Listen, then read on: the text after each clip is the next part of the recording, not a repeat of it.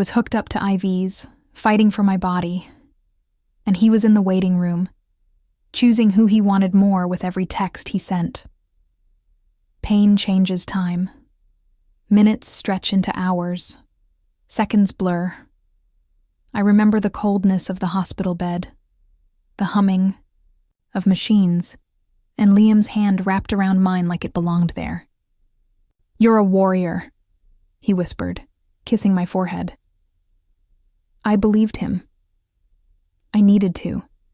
It had started with fainting spells, dizziness, then a diagnosis, autoimmune flare. Nothing fatal, but scary enough to stop everything. My job paused. My world narrowed to appointments and fatigue. But Liam, he stayed. He came to every visit. I thought that meant something. He brought snacks I couldn't eat, blankets that smelled like home. When they wheeled me into surgery, he held my hand until they told him he had to let go. I remember the look in his eyes, wet, worried. "I'm not going anywhere," he said. And I clung to that. Recovery was a blur. Tubes, beeping, soft voices. But I remember his visits. How he sat next to me, scrolling through his phone 1 minute, then brushing my hair back the next. I was too drugged to question it, too grateful to see clearly. He called me brave, said he'd never seen anyone fight like I did. He posted a picture of us, me in the bed, smiling through pain, him holding my hand. Caption: "Strength I'll never understand." The likes poured in, so did the comments. Couple goals? True love. I cried reading them. Emily visited the next day. She hugged me tight and whispered, "He seems off." I shook my head, told her she was overthinking. "He's been amazing," I said. And he had. Or so I thought. It wasn't until I came home that things shifted. Subtle things, delayed texts, work trips he never mentioned before, a new password on his phone. I told myself it was stress. He'd been through so much watching me suffer. I owed him space, right? Then one night, I reached for his phone by mistake, same model as mine, and it buzzed. A preview. A name I didn't know. Jenna. The message. "Wish you were here tonight. Miss your arms." My stomach turned. I froze. He walked in, saw the phone in my hand, smiled, and asked if I needed tea. I didn't confront him. Not yet. I was still healing, still fragile, and still hoping I was wrong. But my body wasn't the only thing that needed recovery. My trust had just been cracked wide open. Before the hospital, Liam was the one thing I never questioned. We'd been together 4 years, long enough to build a life, short enough to still believe in possibility. He wasn't perfect, but he was steady, calm, the kind of man who remembered anniversaries and hated leaving texts unanswered. I thought that meant loyalty. When my symptoms started, he was the first to notice. He brought me water, held my hair back during the worst days, called my doctor when I wouldn't. "You don't get to fight this alone," he said. And I remember clinging to those words like a lifeline. The diagnosis shook me. Autoimmune disorders don't just steal your energy, they steal your certainty. Every plan, every outing, every normal day came with a question mark. But Liam adjusted. He cleared his schedule, told his friends he needed to be all in for me. I thought that meant love.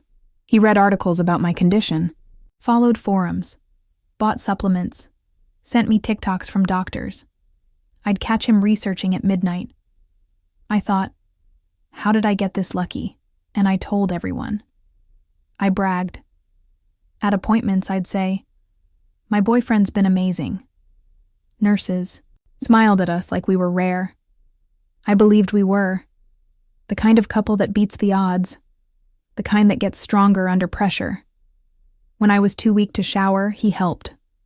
When I cried at 2 a.m., terrified about what was happening to my body, he held me and whispered, "We've got this. Not you. We. That mattered." Or at least I thought it did. I journaled about him, wrote entries titled, "Reasons I Still Believe in Love."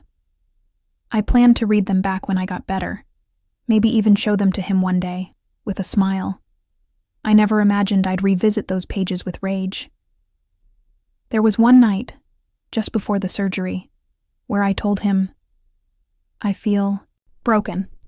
And he said, "You're the strongest woman I've ever known." I cried into his chest. I let those words settle into my bones. Now I wonder, was she texting him that night too? People say trauma shows you who people are. I thought it showed me his devotion. But maybe it only showed me what he wanted me to see. Emily kept watching him, subtle glances, quiet tension. She didn't say it outright, but I knew she didn't trust him. "I'm just protective of you," she said. I brushed it off. "He's tired," I said. "He's been carrying so much." But I see now. I was giving him medals for lifting the burden he helped create. Love shouldn't feel like a performance. But Liam was always center stage, and I was always clapping. The first real crack came the night we got home from the hospital. I was still weak, moving slowly, grateful just to sit upright without dizziness.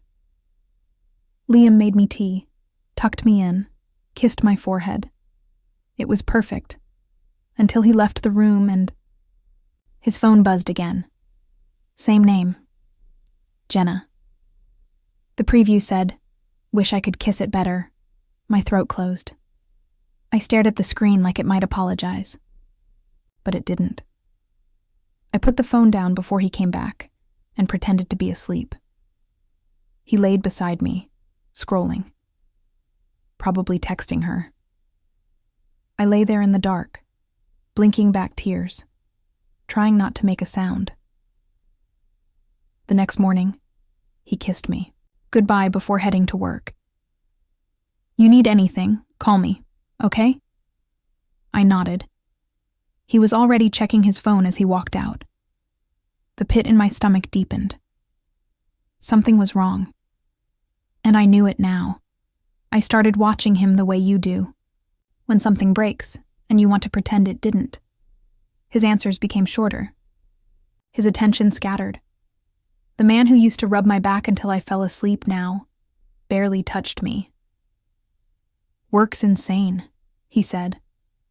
"Deadlines." I told Emily. I said it casually, like I wasn't dying inside.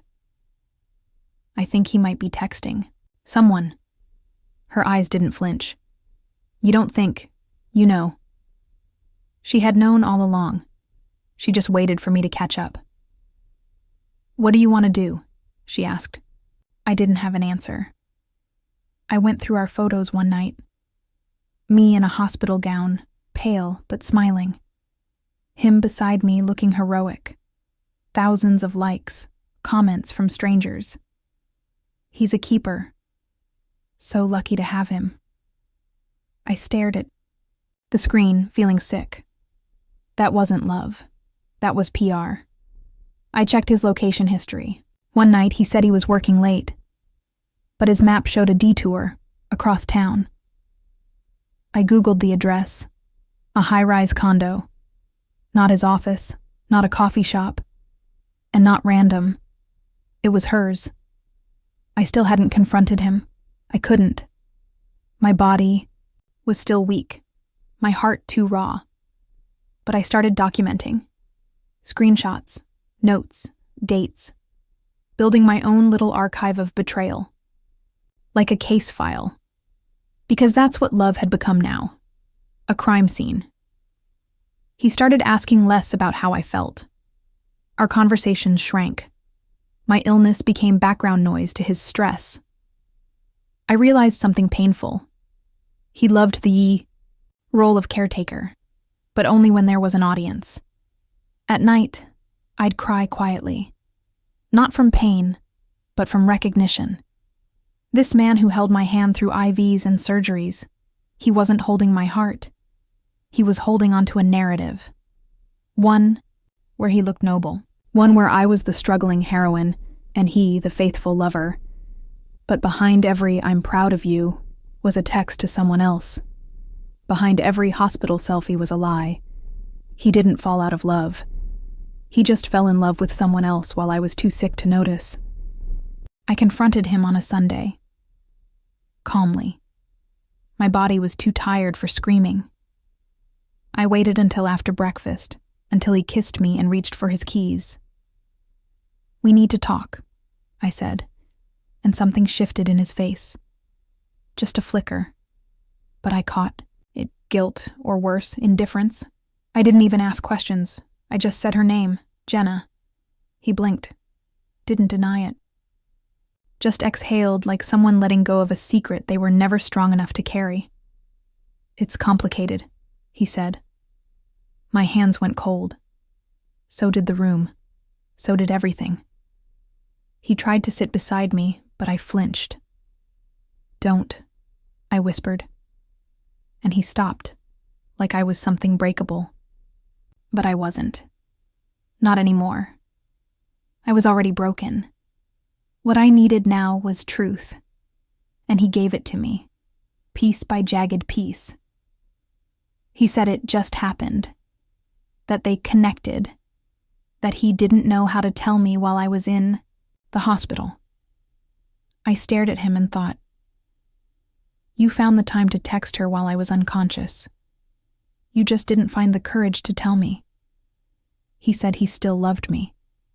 That he never stopped. That he thought maybe we could figure it out. I laughed. I actually laughed. Because how do you fix something that was being sabotaged while you were fighting for your life? I asked him how long it had been going on. He hesitated, said, "A few months," which probably meant a year, maybe more. He said she didn't know about me at first. Then she did. And she stayed. That made me hate them both. I asked if he texted her from the waiting room. He didn't answer. That was the answer. He tried to cry. Said he hated himself. Said he was a terrible man. I said, "You don't get to narrate your own redemption. Arc here." And I meant it. He wasn't a broken man. He was a calculated one. He left that night, said he'd give me space, as if there was still something to save, as if space would undo betrayal. I sat on the couch for hours after he walked out, wrapped in the blanket he used to bring me when I was cold. I wanted to burn it. Emily came, over. I didn't say a word, just handed her the phone, showed her the texts. She didn't say, "I told you." She didn't have to. She just sat next to me while I broke. Not loudly, not dramatically, but in silence, piece by piece. I thought the betrayal would come like a slap. It came like a whisper, like a gentle goodbye whispered in a hospital hallway. That night, I laid in bed, alone, and whispered back, "He lied, and I let him." The silence after betrayal is loud in a way you don't expect. It echoes. It crawls into your bones. I walked around the apartment like I didn't live there anymore, just floated from room to room, staring at the remnants of a life that now felt staged. My body was still healing, but the emotional wounds ran deeper. I was exhausted in a way that rest couldn't touch. My appetite vanished. I skipped meds. I ignored texts. People sent flowers and check-ins. I couldn't answer. How? Do you explain to someone that you're grieving a person who's still alive? Liam tried calling. Left voicemails. Said he was sorry. That he was working on himself. That he missed me. I deleted them without listening. I couldn't bear to hear his voice. It wasn't a voice anymore. It was a trigger. hated sleeping alone. But I hated imagining him in someone else's bed even more. The nights were cruel. I'd close my eyes and see him in the waiting room, phone in hand, telling another woman he missed her, while my body was hooked up to machines fighting to survive. I blamed myself, replayed every conversation. Every moment I felt something, was off but didn't dig. Every time I excused the silence, the quick exits, the new passwords, I thought I was protecting my peace. I was just postponing my pain. Emily stayed close, but even she couldn't reach the part of me that had curled, up and shut down.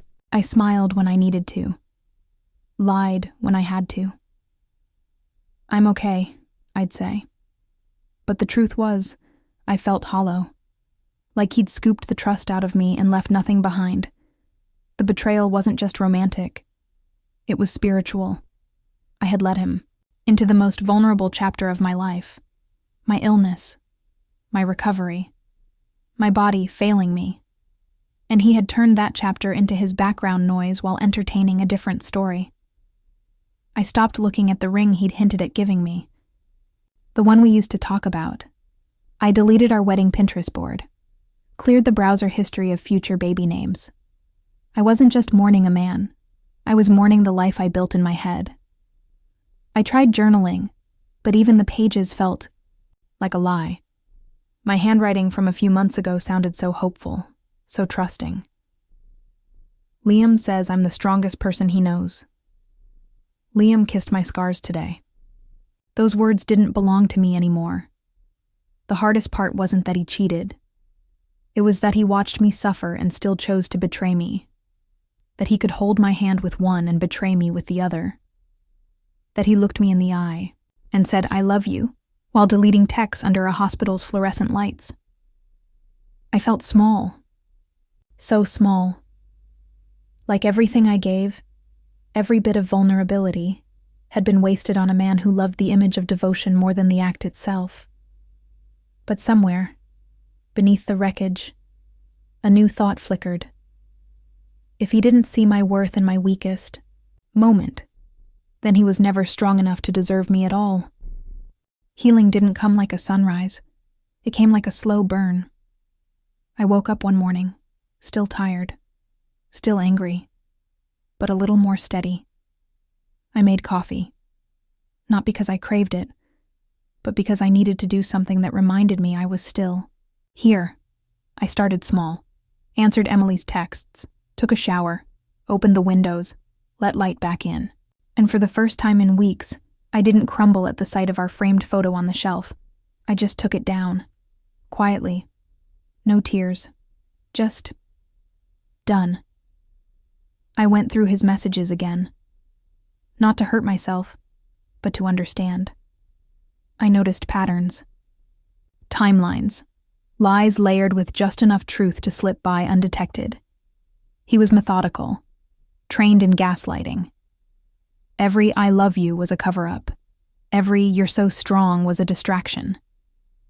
I found Jenna on Instagram. Her page was bright, curated, painfully unaware. Quotes about finding the one. Photos from dinners I never knew he missed. My chest tightened. I clicked off. I didn't hate her. I pitied her. She didn't have the full story. Yet. That night, I sat at my desk and wrote out everything: dates, receipts, screenshots. I organized it all into a folder labeled Truth. Not for revenge, not yet. For clarity. For when I started doubting myself again. Because gaslighting lingers like smoke. I needed my fireproof plan. Emily brought over takeout and wine. We talked like old times. She looked at me and said, "You're coming back." And for the first time, I believed her. Not completely, but enough. Enough to know I wasn't stuck anymore. I stopped checking his socials, stopped wondering who he was texting. That wasn't my life anymore. That wasn't my burden to carry. If he wanted to play two sides of the same story, let him. I had exited the narrative. I was writing, My own now. I changed my passwords, closed our joint streaming account, reclaimed my playlists, unfollowed every memory that tried to follow me. These weren't petty moves. They were necessary ones. Every small reclaiming was a stitch in the wound. I went back to therapy, told my truth without flinching. My therapist said, "You were loyal to a fantasy. Now you're loyal to yourself." I wrote that down, taped it to my mirror.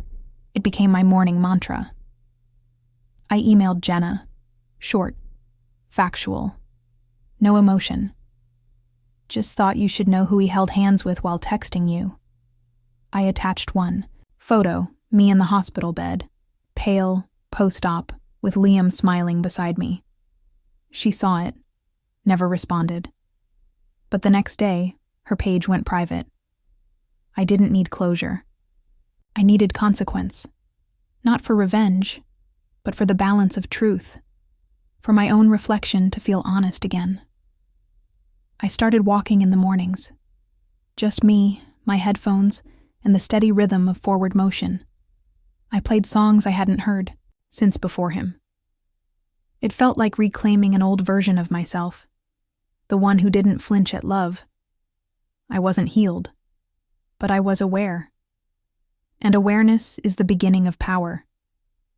I didn't want revenge in the way people expect. I didn't want to scream or throw things or ruin his life. I wanted silence, precision. I wanted him to feel the absence of me like a room that suddenly loses its oxygen. My first move? I sent him a text, simple, direct. "Don't come back." No context, no punctuation, just finality.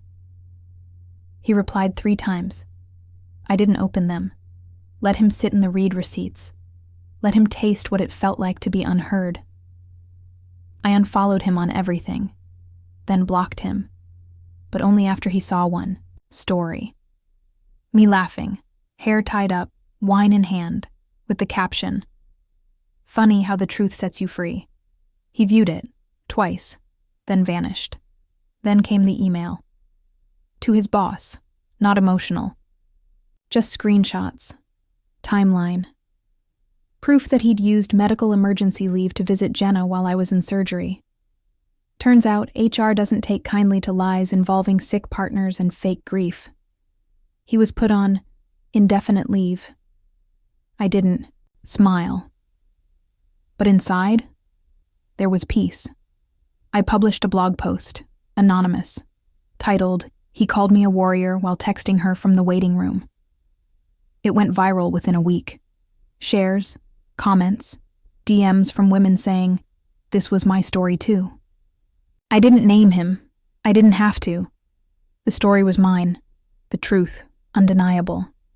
Emily helped me box up his things. I didn't break anything. Just labeled the box, returned to sender. We left it on his porch with a sticky note. She knows, and now, so do I. He called Emily after that. She blocked him mid-ring. Jenna finally replied. 2 weeks after. I sent the photo. 1 line. "I didn't know, I'm sorry." That was enough. Not forgiveness, but confirmation. She wasn't innocent, but she wasn't in on the lie either. He played us both. I changed my number. Not for fear, but for peace. He'd lost the right to reach me, to explain, to soften what he shattered. His voice didn't belong in my healing. His presence didn't deserve a place in my future. I deleted our photos, all of them. Not in a rage, just one by one. Each click felt lighter, like cutting strings from a puppet I didn't realize I'd become. The final blow? I mailed him a letter. Handwritten. No venom, just truth. You loved the idea of a strong woman, but not the reality. I was your warrior. You were my war. And I won. No return address, just closure. He lied. I healed. He betrayed. I rebuilt. And when people asked me what happened, I just smiled, because he had no idea who he lost. It's been a year since the hospital, since the betrayal, since I held a man's hand while he held a secret in the other. And somehow, against everything I believed in then, I'm okay. Not perfect, not untouched, but solid, whole, mine. The scar from my surgery has faded. The scar from him? That one took longer, but even that doesn't sting anymore. It's just there, a reminder of what I survived, of who I became. Because betrayal didn't break me, it revealed me. I live in a new place now, smaller, quieter. No shared drawer, no traces of him. Just plants that bloom on time, coffee mugs I actually like, and a window that lets in the morning light. It's not flashy, but it's mine. Every inch. My mornings are slow. I journal again, not about him, about me. Things I want, things I deserve. There's a line I wrote last week. This wasn't a heartbreak story, it was a resurrection. And I meant it. I don't check his socials. I don't wonder if he misses me. That chapter is sealed, not with bitterness, but with truth. The kind that doesn't need retelling. The kind that just is. Sometimes I still flinch when someone is too kind too fast. That's what betrayal does. It makes you cautious, but not cold. I'm learning the difference. I don't armor up like I used to. I wear softness now, not for him. For me. Emily and I travel. Little weekend getaways. We eat too much, laugh, too loud. We toast to surviving men who thought we couldn't. I tell her she saved me. She says, "No, you did. I just watched." People still message me about the blog post. Women in hospital beds. Women holding onto phones, reading the same kinds of messages I once did. They say, "Thank you." And I say, "You're stronger than you know." I haven't seen Liam since the day he left. If I did, I wouldn't look away. Not because I want anything, but because I don't. That's the real closure. When you stop hoping they'll fix it, and start knowing you never needed them to. Thought he loved me. Maybe he did. But it was small, incomplete, conditional. And I've grown too big for that kind of love. He held my hand in the hospital. He called me a warrior. He lied. And I walked away holding every piece of myself he thought I'd never pick back up.